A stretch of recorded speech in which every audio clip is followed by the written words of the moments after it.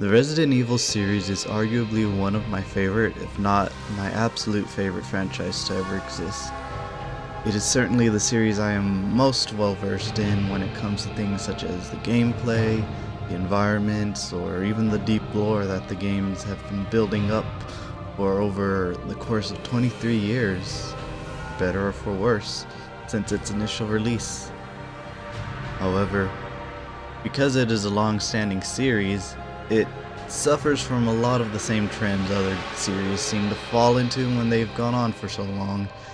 These examples would be inconsistencies, plot holes, retcons, readaptations, reimaginings, and so on and so forth. As a result, Capcom would not only expand the lore of the Resident Evil series, but also revisit some of its older pieces of lore in order to help fill in the gaps left behind as a result of growing the world that Resident Evil takes place in. Because of this, there is a certain side effect that starts kicking in for me, which I'll explain in just a moment. In fact, I'll explain that right now, because you see, Resident Evil introduces its audience to the fear of biohazards, which makes sense given its initial Japanese title, Biohazard. But most notably, it introduces us to the one crucial biohazard that will stick around for the series even to this day. The T-Virus. The first virus that any long-term Resident Evil fan will and should know. The virus that became the catalyst for a plethora of other viruses that we'd be introduced to in future installments. But what exactly is the T-Virus, and why am I going to talk about it today? Well, because I am genuinely under the impression that if the T-Virus ever got out in a modern day society similar to Resident Evil, there are no previous precautions for such an event. If we were to go back in time to 1998, where the outbreak first started, how different and how devastating would a fully powered T-Virus outbreak, backed by all of its developed lore to this day, actually be? In this video, I will be covering pretty much the entirety of the T-Virus lore in both canon and in non-canon sources, and then splicing everything together to create two separate scenarios. The first will be a scenario in which all of the canon lore will culminate into one big scenario. The other will include all of the non-canon elements, including some fan theories, but nothing too big or nothing too far-fetched. But before we delve into any of Resident Evil's intricate lore, we should first remember, what is Resident Evil to begin with? Because this is something that is going to matter quite a lot further down the line, as it should put a few things into perspective. Also, as a side note, keep in mind that I will be using both video game sources and possibly the CGI movies if they possess useful information that I can use on the T-Virus. This means that everything mentioned in either the books, the comics, the mangas, etc., they won't be used. The biggest reason for this is because I don't want to convolute things more than I probably am going to begin with. And to clarify, I am only going to be talking about the T-Virus itself, so there won't be any talk about things such as the Las Plagas, the T-Phobos, the T-Abyss, C-Virus, or even the G-Virus. We will only be talking about the T-Virus and any associating virus that had anything to do with T's conception. Keep in mind, I will be going over the following titles, which will contain T-Virus lore.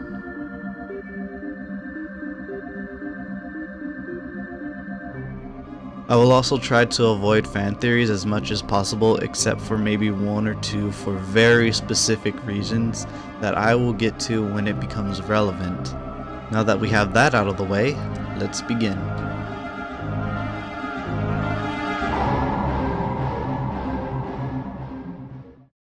So what is Resident Evil? And no, I'm not talking about what the title itself means or the meaning behind it. What I mean is, what is the Resident Evil franchise on a fundamental level? To some, it might be about darkness and fear. For others, it's about survival and horror. Resident Evil might be about the zombies. It might be about the survivors and the lore. And then to some, it might just be a game that possesses horror elements that you just might want to play to have fun and nothing more. All of these are valid takes on what you might hear when someone asks, what is Resident Evil to you? For me, however, Resident Evil is so much more than any of those. Resident Evil is, to my mind, one of the few games about biohazards that attempts to ground itself on reality. It tries to make itself as believable as possible, even if many of the things it tries to explain don't really make much sense when you really start to think about it, but a lot of the things you have to take at face value, but the way it presents itself is enough to lure the player into wanting to know more about what's going on in the world. It gives the player the increased desire to explore further and to learn more about the universe because you come across something that catches your eye. Notes left behind by infected survivors. A body that tells a tragic story without the game immediately telling you.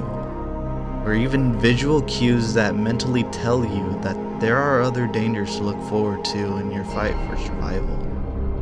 Resident Evil prides itself on luring you into new areas and enticing you with the sheer possibility of learning more about the world by constantly messing with your curiosity in a way that feels natural. You are never forced to enter rooms you haven't been in for the most part, but in most cases, you feel the need, you feel the urge to enter rooms for one reason or another, whether it's for supplies, notes, key items, etc. All fueled because you are curious to know what's inside these rooms.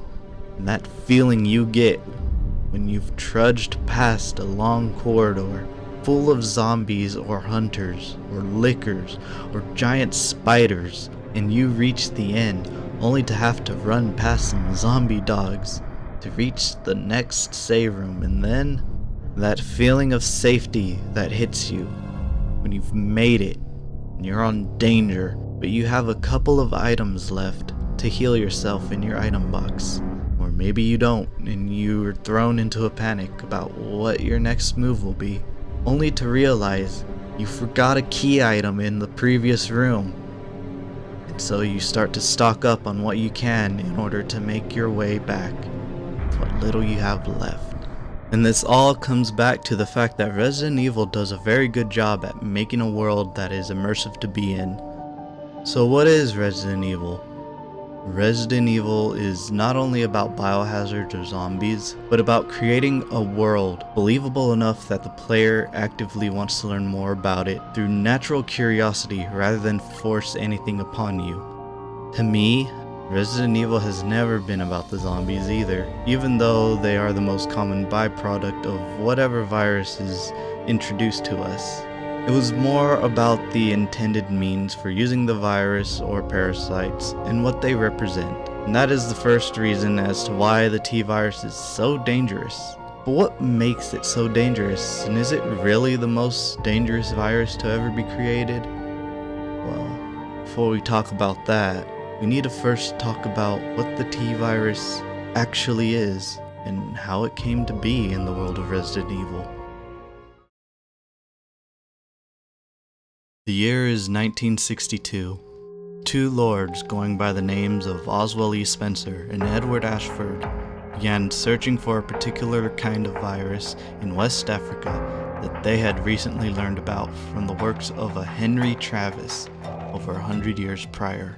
Curious about this, Spencer and another colleague, Dr. James Marcus, set up an expedition to rediscover this virus. On December 8th, of 1968, they would get their wish. A flower by the name of the Stairway of the Sun was discovered in the Kajuju region of West Africa. This flower contained a virus that would soon become the base of many stronger viruses in years to come, called the Progenitor Virus. Upon this discovery, Dr. Marcus would attempt to take some samples with him in order to begin his own research. Unfortunately, it was later discovered that this virus could only cultivate locally, and any attempts to replicate the conditions in order to trigger the virus production had all but failed. And so Oswald E. Spencer, Edward Ashford, and James Marcus decided to create a front that would allow them to continue their research in secret. This would soon lead to the creation of the major pharmaceutical company that would become a major staple in the world, called Umbrella Incorporated, in March of 1967. From here, the three lords would lead three separate branches of research dedicated to the research of the progenitor virus. Previously, Spencer had made plans to have a private mansion constructed deep within the Arklay Mountains back in 1962. These plans finally came into fruition in November of 1967. The purpose of this mansion was to hide the secret laboratory that was located underground where the mansion once stood. However, not wanting to take any chances with any information being leaked, Spencer had ordered that George Trevor, the mansion's architect, his wife Jessica Trevor, and his 12-year-old daughter Lisa Trevor to be used as experiments for the progenitor virus research. George, however, managed to escape, but he ended up meeting his own demise elsewhere in the mansion, while Jessica and Lisa Trevor were both exposed to two different strains of progenitor virus. Jessica was infected with the type A strain of progenitor virus on November 10th of 1967. She would survive the infection for 3 days, whilst exhibiting symptoms such as memory loss and fatigue that would result in her drifting in and out of consciousness before the decision was finally made to just kill her, since the virus was failing to fuse with her DNA as expected. Lisa Trevor, however, was infected with the type B strain of progenitor virus on the same day as her mother. At first, there was no response from the testing. This was temporary because after a while the virus would then actually fuse with her DNA successfully. The virus itself affected her brain significantly, however, for unknown reasons, to the point where she would actually kill a member of the research team that was impersonating Lisa's mother 5 days after injection. By November 17th, she would begin losing the ability to write, further losing that ability on December 4th by only being able to write the words, "I miss you." Fast forward a little bit to 1968. In July, Edward Ashford succumbs to the progenitor virus and dies as part of Spencer's plan to delay the Antarctic base's research into progenitor virus. Also, over the course of the year, the African expedition would secure the Sun Garden, which housed the stairway of the sunflower that cultivated the progenitor virus, by driving the Indapaya out of their ancient city. Once secured, Marcus was ordered to become the head director of the Umbrella Research Center, which was also located in the Arklay Mountains. From here, Marcus would be sent cultivated samples of the progenitor virus to the research center so that he would be able to continue his research for the next 10 years. January of 1978 comes around, and James Marcus gets the idea to combine progenitor virus with leech DNA. The result was a new strain of virus which, when tested on human subjects, rather than simply dying like most other subjects, the infected host would exhibit a heightened aggressive nature, deteriorated intellect, cannibalistic impulses, and severe necrosis. It's here our first zombies of the world would be born from this new virus that Marcus had come to name the T-virus. Meanwhile, at the Spencer Mansion lab, under the leadership of Dr. William Birkin, they would make their own breakthrough after experimenting with their strains of Progenitor Virus. It too would take the name of T. This breakthrough occurred due to Birkin's fascination with the recently discovered Ebola virus and its potential to be used as a bioweapon. However, taking note of Ebola's major flaws as a bioweapon, such as its short lifespan, limited ways to spread, etc., Birkin sought to remedy this by splicing the RNA from Ebola with their strain of progenitor in order to create their own version of the T virus. Unfortunately, Spencer was not pleased with this strain, as he wanted a 100% infection rate, yet the current strain of T virus has shown that there would be at least 10% of the population that possesses a natural immunity to the virus. As a way to work around this, researchers would bond a human egg with reptilian DNA using the T virus as a bonding agent, which would lead to the first creation of the very first hunter in 1981. As a result, the T virus would be mass-produced and sent to different umbrella facilities for further research into what will be known as bioorganic weapons, or BOWs for short. Now, I could go on more about the T virus, but there are still a few things we have to go over before we can do that, such as how the virus is spread, what are its effects, as well as the discovery of the V-Act. Not only that, but I feel that some of this information should really just be given when it becomes a bit more relevant, such as the Tyrant Project and the creation of certain well-known creatures such as the Licker. However, now you know the basic background of how the T-Virus was created and the history to which it was done so. Because this is the next reason why I believe that this is the most dangerous virus in the series. The T-Virus isn't just a single type of virus, but a collection of different strains of the virus that would be able to create different results. We will soon learn of this once we reach the creatures section and the regular mutants that would result from different strains of the virus affecting the same type of creatures such as humans. And that is where things will get interesting.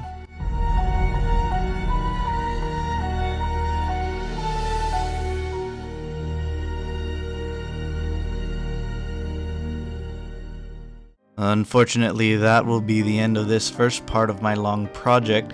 Tune in next week where we will go over how the virus spreads, what the symptoms are and the end results will be, as well as an in-depth analysis of the V-Act and what it is exactly. And I know there are some small details I've probably missed and definitely some progenitor lore floating around as well, but that is mostly non-T-virus related, so I decided to omit those ideas. We can go over them another time, however, and I had to really resist going into the story of Lisa Trevor because it is my favorite tragic backstory in all of gaming history. So we will probably have to go over that sometime after this project is complete. But I hope you guys enjoyed this first part. If you did, please like, comment, share, subscribe, all that good stuff. And we now have a Patreon set up for you guys if you want to support us that way as well. Any support is very appreciated and feedback is always welcome since I'm still learning how editing works, formatting, and all that stuff. And if I missed any information or got any information wrong, I will be sure to take note and include that in the next part. Thank you guys very much for watching, and I will see you next time. Goodbye.